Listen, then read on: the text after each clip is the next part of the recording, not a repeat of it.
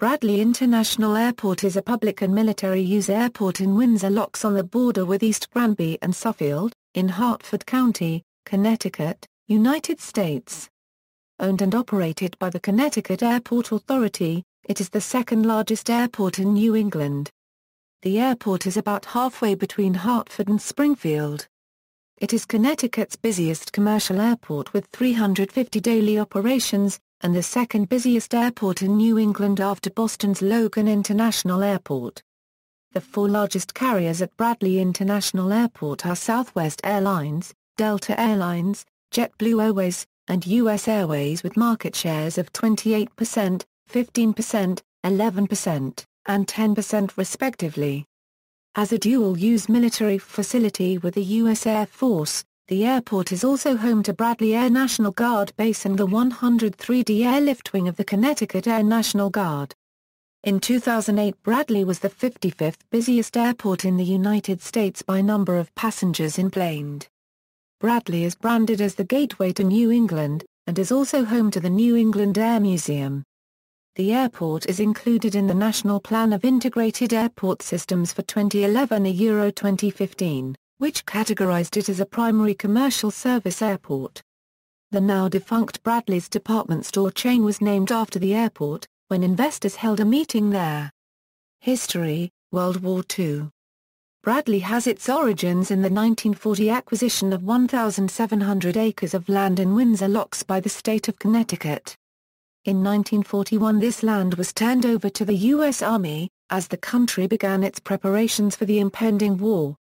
The airfield was named after 24-year-old Lieutenant Eugene M. Bradley of Antlers, Oklahoma, assigned to the 64th Pursuit Squadron, who died when his P-40 crashed during a dogfight training drill on August 21, 1941. Post-war to present, the airfield began civilian use in 1947 as Bradley International Airport. Its first commercial flight was Eastern Airlines Flight 624. International cargo operations at the airport also began that year. Bradley eventually came to replace the older, smaller Hartford-Brainerd Airport as Hartford's primary airport. In 1948 the federal government deeded the airport to the state of Connecticut for public and commercial use. In 1950 Bradley International Airport exceeded the 100,000 passenger mark, handling 108,348 annual passengers. In 1952 the Murphy Terminal was opened. Later dubbed Terminal B, the terminal was the oldest passenger terminal in the U.S. when it closed in 2010. The April 1957 OAG shows 39 weekday departures, 14 American, 14 Eastern, 9 United and 2 Northeast. Nonstops never reached west of Chicago or south of Washington until Eastern and Northeast began Miami in 1967. Nonstops to Los Angeles and Atlanta started in 1968. In 1960 Bradley handled 500,238 passengers. In 1971 the Murphy Terminal was expanded with an international arrivals wing. This was followed by the installation of instrument landing systems on 2 runways in 1977. In 1976 an experimental monorail was completed to link the terminal to a parking lot 7/10 of a mile away. The People Mover cost $4 million and was anticipated to cost $250,000 annually to operate. Due to the high operating cost the monorail was never put in service and was dismantled in 1984 to make room for a new terminal building. The retired vehicles from the system are now on display at the Connecticut Trolley Museum in East Windsor, CT. In 1979, a tornado ripped through Windsor Locks, wreaking destruction along the eastern portions of the airport. The New England Air Museum sustained some of the worst damage. It reopened in 1982. In 1986, new Terminal A and Bradley Sheraton Hotel was completed. The Wankeri Cargo Terminal was also constructed. In 2001, construction commenced on a new parking garage. When completed, the garage could not immediately be used. The September 11, 2001 attacks led to regulations requiring parking structures to be set back farther from the tarmac. After opening, for several weeks every vehicle had to be individually inspected, severely reducing its value. Bradley eventually received a waiver for normal operation of the garage from the Department of Homeland Security. 2001 also saw the commencement of the terminal improvement project to expand Terminal A with a new concourse, construct a new international arrivals building, and centralize passenger screening. The airport expansion was part of a larger project to enhance the reputation of the Hartford metropolitan area as a destination for business and vacation travel. The new East Concourse, designed by HNTB, opened in September 2002. In December 2002, a new international arrivals building opened to the west of Terminal B. This structure houses the Federal Inspection Station and has one jetway for deboarding aircraft. 2 government agencies support the facility: U.S. Customs and Border Protection and the U.S. Department of Agriculture. The FIS terminal can process more than 300 passengers per hour from aircraft as large as a Boeing 747. This facility cost approximately $7.7 million, which included the building and site work, funded through the Bradley Improvement Fund. Currently the International Arrivals Building is utilized by Delta Airlines and Frontier Airlines for their seasonal service to Cancun, Mexico and Punta Cana, Dominican Republic. All international arrivals except for those from airports with customs pre-clearance are processed through the IAB. International departures will be handled from the existing terminal complex. In July 2007, Northwest Airlines commenced non-stop service from Bradley International Airport to Amsterdam's Schiphol Airport. The airline normally flew a Boeing 757-200 on the Hartford-Amsterdam route but more than once substituted with a slightly larger 757-300. These 757 variants became the largest scheduled passenger aircraft to fly out of Bradley. It was Bradley's only overseas flight. The flight was terminated in 2009. Currently, Bradley does not have any scheduled overseas passenger service. On October 2, 2007, the Airbus A380 visited Bradley as part of its world tour, stopping in Hartford to showcase the aircraft to Connecticut workers for Pratt & Whitney and Hamilton Sundstrand, both divisions of United Technologies, which helped build the GP7000 turbofan engines, which is an option to power the aircraft. Bradley Airport is one of only 68 airports worldwide large enough to accommodate the A380. No carriers provide regular A380 service to Bradley, but the airport occasionally serves as a diversion airfield for JFK-bound A380s. On October 18, 2007, Bradley International Airport was named one of the top 5 small airports in the North American Airport Satisfaction Study by J.D. Power & Associates. On October 7, 2008, Embraer, an aerospace company based in Brazil, selected Bradley as its service center for the northeastern United States. An $11 million project was begun with support from teams of the Connecticut Department of Transportation and Connecticut's Economic and Community Development. The center is intended to be a full maintenance and repair facility for its line of business jets, and is expected to employ up to 60 aircraft technicians. The facility was temporarily closed 10 months after opening due to economic conditions, reopening on February 28, 2011. On June 21, 2011, the new Boeing 747-8 stopped at Bradley on its introductory world tour. It was the 747-8F cargo variant. On June 22, 2012, the Connecticut Airport Authority Board formally approved the hiring of Kevin A. Dillon as the Executive Director for the Connecticut Airport Authority, including Bradley International Airport. Executive Director Dillon plans to continue the development of airport facilities, as well as the establishment of new routes. Facilities and aircraft. Bradley International Airport covers 2,432 acres at an elevation of 173 feet above mean sea level. It has 3 asphalt runways, 6/24 is 9,510 by 200 feet. 15/33 is 6,847 by 150 feet. 1/19 is 4,268 by 100 feet.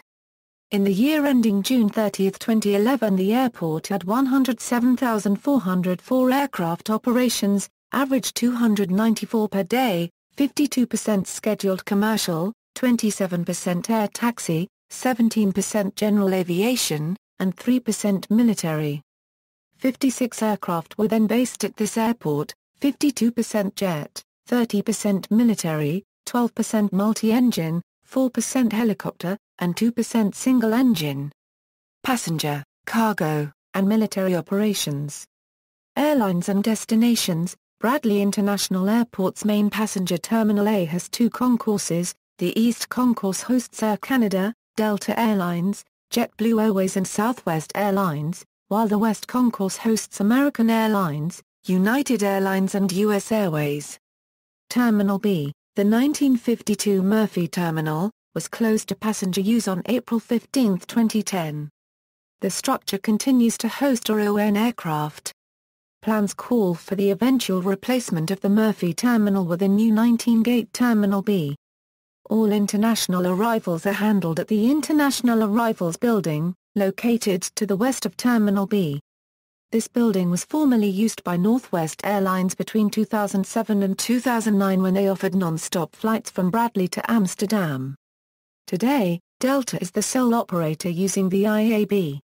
Top destinations, cargo operations. In addition to the regular cargo services described above, Bradley is occasionally visited by Antonov and 124 aircraft operated by Volga Dnepr Airlines, Polet Airlines and Antonov Airlines, transporting heavy cargo, such as Sikorsky helicopters or Pratt & Whitney engines internationally. Military operations, Connecticut Air National Guard, 103d Airlift Wing Flying Yankees, 118th Airlift Squadron, operates the C-130 Hercules. The squadron was previously designated as the 118th Fighter Squadron and operated the Fairchild A-10 Thunderbolt II close air support aircraft from the mid-1970s to 2007. Between 2007 and 2013, the squadron operated the C-21.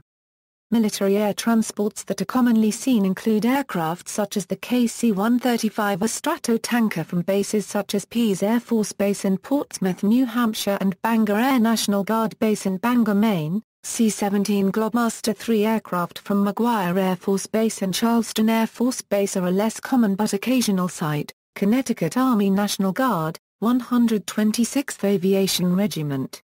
Future, airport construction. On July 3, 2012, the Connecticut Department of Transportation released an environmental assessment and environmental impact evaluation, detailing a proposal to replace the now vacant Terminal B. The replacement proposal calls for demolition of the Murphy Terminal and existing International Arrivals Building.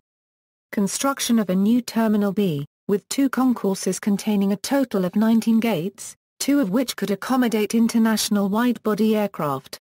Inclusion of a new Federal Inspection Services facility within the new terminal. Construction of a new central utility plant. Relocation of the Terminal B arrival roadway and departure viaduct. Realignment of Shoifu-Ester Road. And, construction of a new 7-level parking garage and consolidated car rental facility, adding 2,600 public parking spaces and 2,250 rental car spaces. The proposal calls for a 3-phase construction program, demolition of the existing Terminal B, realignment of surface roads, and construction of the new garage rental car facility would occur during the initial phase. The initial phase is estimated to cost between $630 and $650 million. Construction of part of Terminal B and its upper roadway would occur in the second phase, with an estimated completion date of 2018. Construction of the final segment of Terminal B and its upper roadway would occur in a third phase, with an estimated completion date of 2028. Actual completion dates could vary due to funding and demand. Ground transportation, rail, Amtrak trains serve both the nearby Windsor Locks and Windsor stations. The New Haven Hartford Springfield commuter rail line, which is expected to begin service in 2016, will increase the speed, frequency and reliability of trains along the corridor. Presently, 12 trains serve Windsor Locks station daily.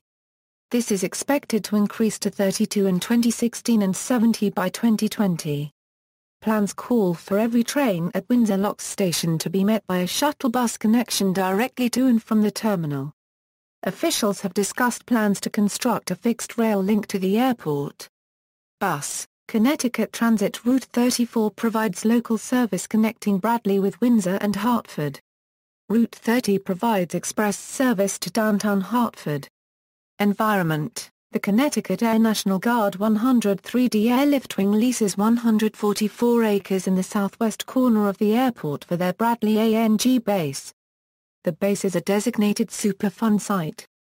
Bradley has also been identified as one of the last remaining tracts of grassland in Connecticut suitable for a few endangered species of birds, including the upland sandpiper, the horned lark, and the grasshopper sparrow. Incidents and accidents. On March 4, 1953, a Slick Airways Curtiss Wright C-46 Commando N-4717N on a cargo flight from New York Idlewild Field crashed. Bradley was experiencing light rain and a low ceiling at the time of the incident. After being cleared to land on runway 06, the pilot reported problems intercepting the localizer, and continued to circle down to get under the weather. The plane struck trees approximately 1.6 miles southwest of the airport, killing the crew of two. On July 16, 1971, a Douglas C-47BN 74844 of New England propeller service crashed on approach. The aircraft was on a ferry flight to Beverly Municipal Airport, Massachusetts when an engine lost power shortly after takeoff due to water in the fuel. At the time of the accident, the aircraft was attempting to return to Bradley Airport. On May 3, 1991, Orion International Boeing 727-100QC, N425X, caught fire during takeoff. The takeoff was aborted and the 3 crew members escaped, while the aircraft was destroyed by the fire. The fire was determined to have started in the No. 3 engine. It was determined that the 9th stage HP compressor had ruptured. On November 12, 1995, an American Airlines MD-83, N566AA, crashed while trying to land at Bradley. American Airlines Flight 1572 was substantially damaged when it impacted trees while on approach to runway 15 at Bradley International Airport. The airplane also impacted an instrument landing system antenna as it landed short of the runway on grassy, even terrain. The cause of the accident was determined to be the pilot's failure to reset the altimeter, however, severe weather may have played a factor. One of the 78 passengers was injured. On January 21, 1998, a Continental Express ATR 42, N15827, had an emergency during roll-on landing. During the landing roll, a fire erupted in the right engine. The airplane was stopped on the runway, the engines were shut down, and the occupants evacuated. The fire handles for both engines were pulled and both fire bottles on the right engine discharged. However, the fire on the right engine continued to burn. The airport fire services attended shortly afterward and extinguished the fire. On October 14, 2004, an MK Airlines Boeing 747-200F registration 9GMKJ, crashed on takeoff from Halifax Stanfield International Airport after departing Bradley International, resulting in the death of all 7 crew members on board at the time. An investigation into the crash revealed that the flight crew had used the incorrect speeds and thrust setting during the takeoff attempt, with incorrect takeoff data being calculated when preparing the flight. The official report blamed the company for serious non-conformances to flight and duty time, with no regulations or company rules governing maximum duty periods for loadmasters and ground engineers, resulting in increased potential for fatigue-induced errors. On June 22, 2010, a Virgin Atlantic aircraft carrying approximately 300 passengers from London Heathrow Airport bound for Newark Liberty International Airport diverted to Bradley due to strong thunderstorms in the region. Failures of 2 auxiliary power units led to difficulties in keeping the grounded jet air-conditioned. After refueling, the flight crew discovered no fuel had been transferred to the wing tanks, creating a load imbalance that could not be rectified before the flight crew would be required by regulation to end their workday. The incident was prolonged due to the amount of time needed to bring Customs and Border Protection staff on site, and local policy that all passengers and baggage be brought into the FIS before passengers could begin customs clearance. All passengers were finally deplaned by 1:40 a.m., over 5 hours after arriving at Bradley. The incident attracted significant media attention and highlighted how the recently implemented Airline Passengers Bill of Rights does not extend to international flights. On October 29, 2011, a JetBlue Airways A320 carrying about 150 passengers from Fort Lauderdale to Newark was diverted to Bradley due to low visibility in Newark. After landing, the passengers were stranded on the aircraft for about 7 hours before a medical emergency on board forced the crew to deplane the passengers. This flight was one of 10 experiencing delays in excess of the limits imposed by the Airline Passengers Bill of Rights at Bradley that day. Bradley officials cited 23 diversions, aggravated by the disruption of refueling due to power outages from the 2011 Halloween nor'easter, as contributing to the delay. See also: Connecticut World War II Army Airfields, Hartford Brainerd Airport, Tweed New Haven Airport, Westover Metropolitan Airport, previously marketed by defunct Skippers Airlines as Hartford. Yankee Terminal Radar Approach Control. References. This article incorporates a public domain material from websites or documents of the Air Force Historical Research Agency. External links: Bradley International Airport, Bradley Development League Public Consortium, images of concourse artwork, TAC Air Fixed Base Operator at BDL, Signature Flight Support FBO at BDL, aerial images of April 1992 from USGS. The National Map, FAA Airport Diagramma, PDF. Effective November 13, 2014, FAA Terminal Procedures for BDL, effective November 13, 2014, resources for this airport, AirNav Airport information for KBDL, ASN Accident History for BDL, FlightAware Airport information and Live Flight Tracker, NOAA-NWS Latest Weather Observations, Sky Vector Aeronautical Chart for KBDL, FAA Current BDL Delay Information.